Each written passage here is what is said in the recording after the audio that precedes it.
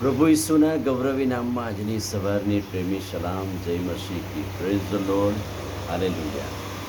પ્રભુના નામને ધન્યવાદ હોજો કે પ્રભુના વચનો, પ્રભુએ પહાડ પરના ભાષણમાં જે ધન્યતાઓ કહી છે, ખરેખર ધન્ય છે. એ વચનો ધન્ય છે અને એ વચનો આજે સવારે આપણને ઉત્તેજન આપે છે. એટલે માથીની સુવાર્તા 5મો અધ્યાય અને 8મું વચન, અને તો છઠ્ઠી ધન્યતા છે. શું છે? મનમાં જેવો શુદ્ધ છે તેઓને ધન્ય છે, કેમ કે તેઓ દેવને જોશે. મનનું શુદ્ધિકરણ, મન શુદ્ધ હોવું અને દેવને જોવા એ કેટલી ગજબની વાત. અને એવા માણસને ધન્ય છે. મનમાં જે શુદ્ધ છે તે ધન્ય છે, કેમ કે તેઓ દેવને જોશે. જે ધન્યતાઓ છે એ ધન્યતાઓ ના વચનો આપતા પહેલાં પ્રભુ કહે છે કે આમ છે તો આમ થશે. અને આજે સવારે મનમાં જેઓ શુદ્ધ છે તેઓને ધન્ય છે, કેમ કે તેઓ દેવને જોશે. આપણને પ્રભુએ જુદી 5 પ્રકારની ઇન્દ્રિયો આપી છે.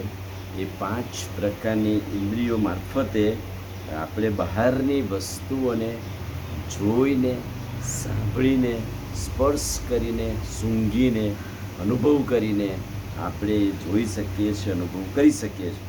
પણ જો અમારી એકાદ ઇન્દ્રિય ના હોય, જોવાની ઇન્દ્રિય ના હોય, સાંભળવાની ના હોય, સૂંઘવાની ના હોય, કદાચ બોલવાની ઇન્દ્રિય ના હોય, તો આપણને એનાથી ઓછું જ્ઞાન મળે છે.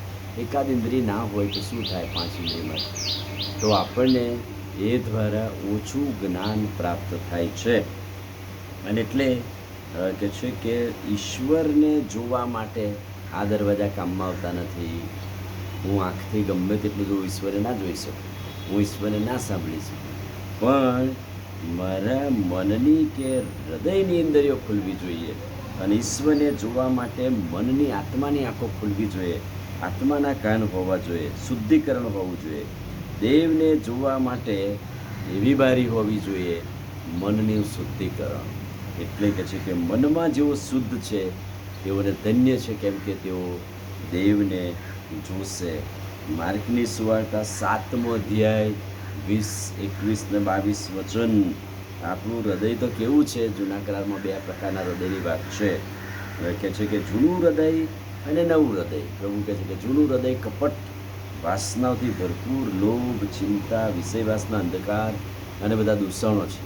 પણ નવું હૃદય પ્રભુ કહે છે કે હું આપીશ, અને નવું હૃદય તમને કે છે કે ઈશ્વર તરફ લઈ જાય છે.